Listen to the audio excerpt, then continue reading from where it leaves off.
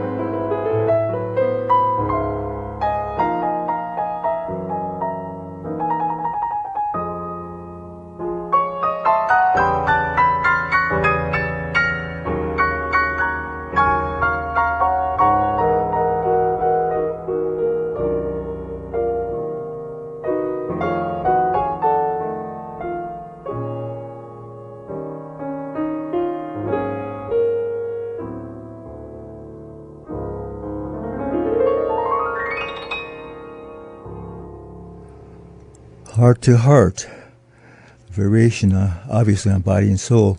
Alan Broadbent on the piano. And if this works right, we have Alan Broadbent on the phone now. Can you hear me, Alan? Hello, testing. Yes, you're coming through. Hi, Rusty. You're coming through.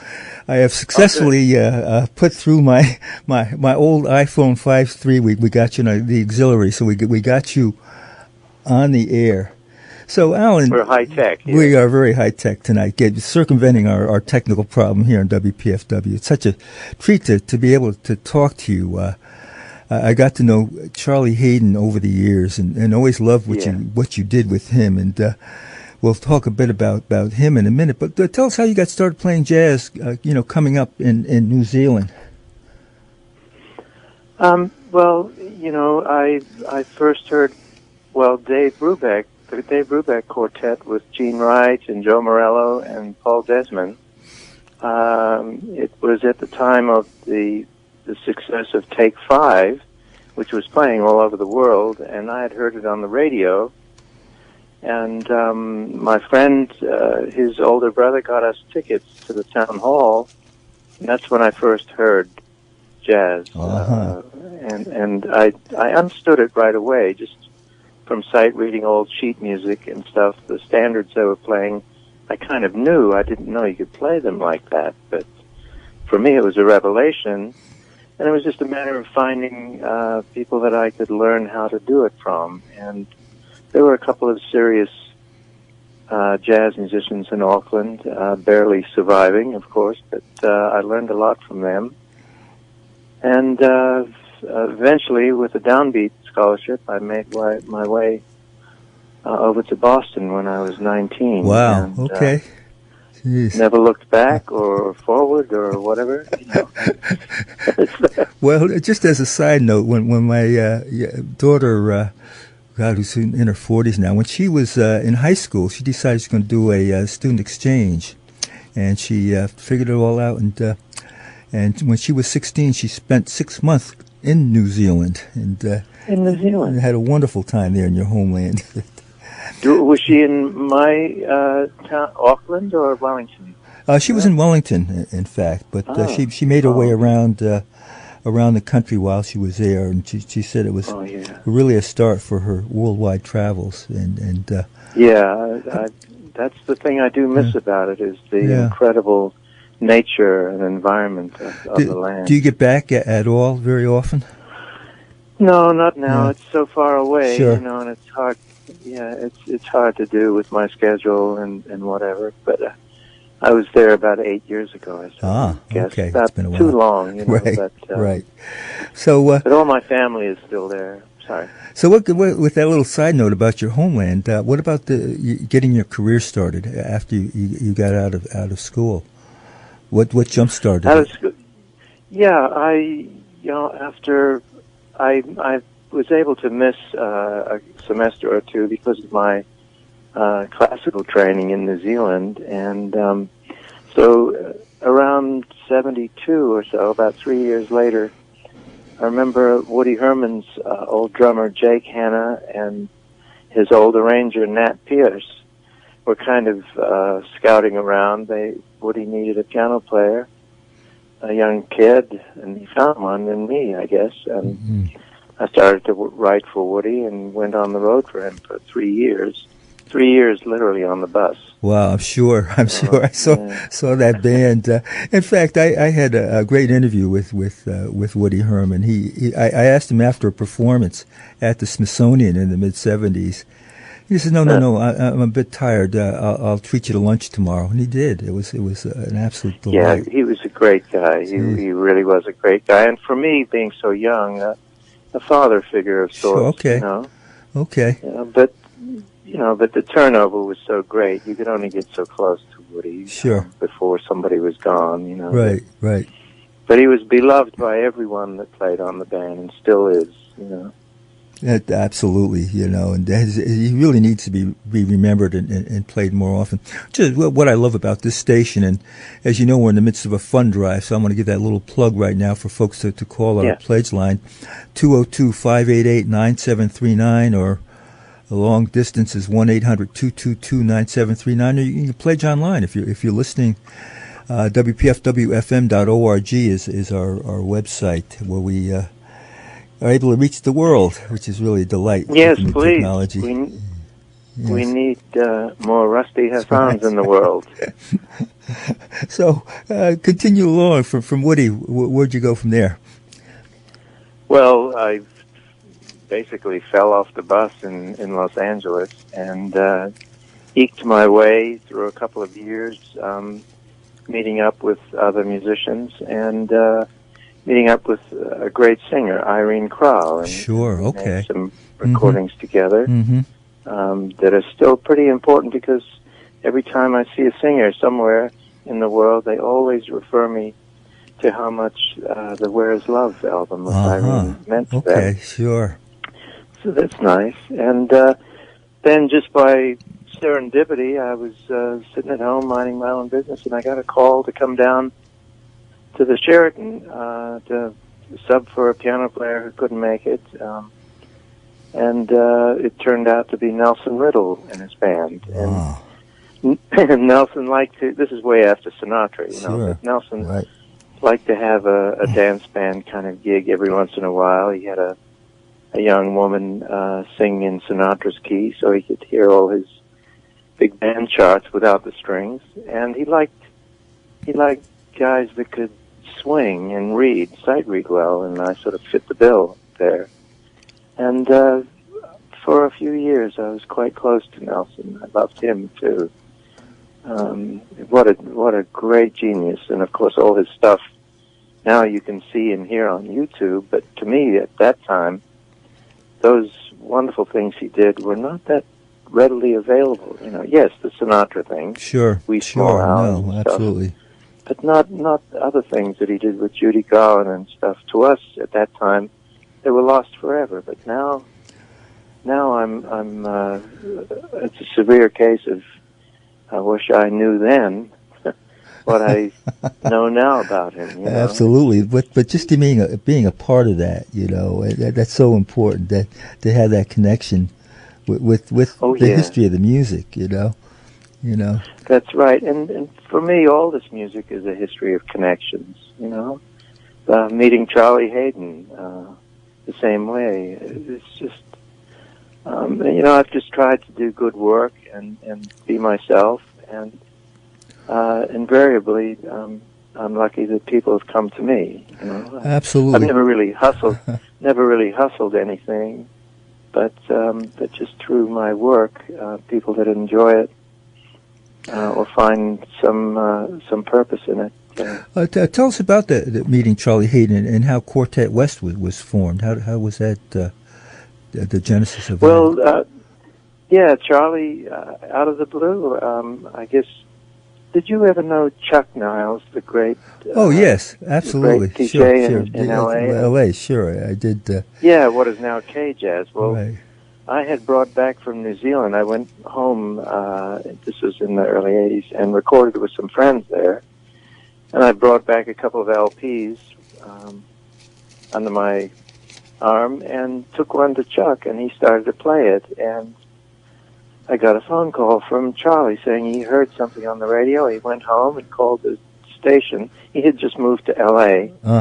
Okay. He couldn't take the cold anymore, I guess, in New York. So moved back. And, right. And so he said he was thinking of getting a group together of, quote, West Coast, unquote, musicians. And did I know Ernie Watts? And I said, well, Ernie and I went to Berkeley together. And I had kept in touch with Ernie. He had become a big Tonight Show saxophone star and doubler in the studios, but every once in a while I'd see him. And Charlie's old friend from the East Coast, Lawrence Marable, a great drummer. So before I knew it, I was on the road in Europe and a new experience with Charlie's world, and that was a wonderful time. Must have been.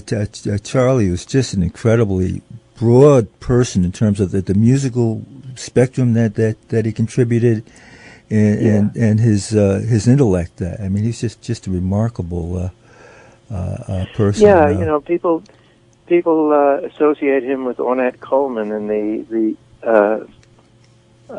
avant-garde, but really his early training as a child was with his family in Springfield, Missouri. They had a radio program together, of bluegrass music. Absolutely.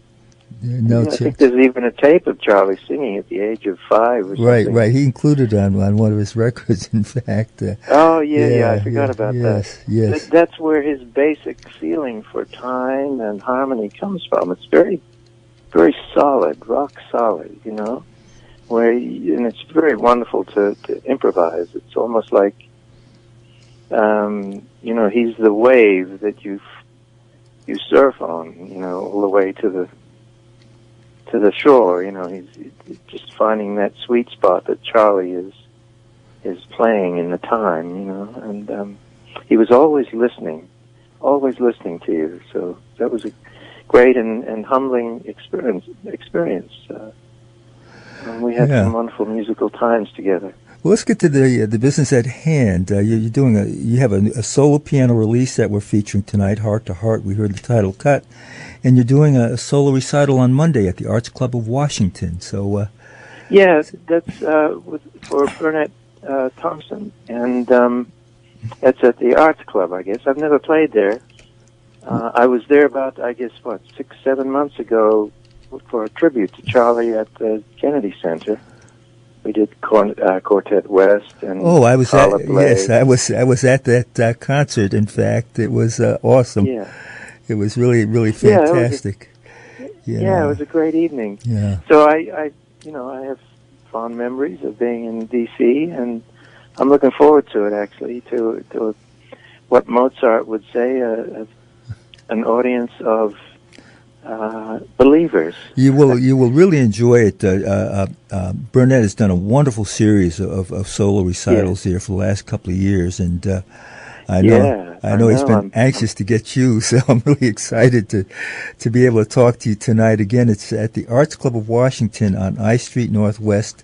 It's at 2020 I. I have all the information on the iPhone that I'm talking to you on, so I'll give it out later on. This has really been wonderful. I'm glad this really worked, And tell us about Heart to Heart and your concept of this solo album that you put out. Well, that was a live concert I did a couple of years ago in Portland, Oregon. Okay. Some friends, similar to the Arts Club, they put on piano solo concerts at what is, I guess, Classic Pianos in Portland, and so that was a cult from a couple of evenings of just improvising on standards, and you caught it right away. That was body and soul. So yes. So we got Love Is the Thing queued up next. Again, this is what you'll be doing on Monday, I imagine. A lot of these reworking of the standards and your approach to them. Yeah, well, excuse me, Rusty. Nothing has worked out for me. It's a bit scary as a performer. No, I mean, but the next time I come to play Body and Soul, it'll be completely different. Sure.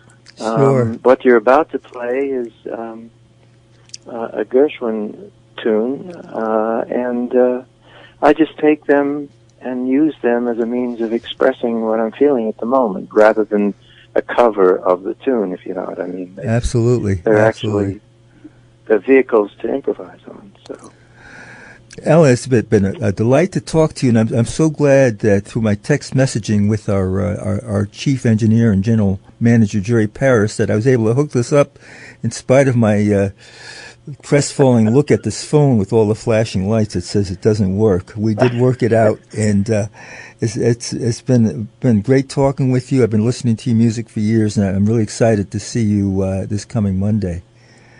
Oh, you're going to be there. That's great. Oh, absolutely. I wouldn't miss this for the world. No, I will definitely be there. Yeah. I hope some people come from listening to the show, too. So thank you Sure again, we Rusty. did. It's a pleasure. Okay, Alan Broadbent, and again, he's at the Arts Club of Washington, put on by Burnett Thompson, and if you go to pianojazz.com, I believe it is, I'll have more information after we hear this piano piece that Love is a Thing. Alan Broadbent, thanks again.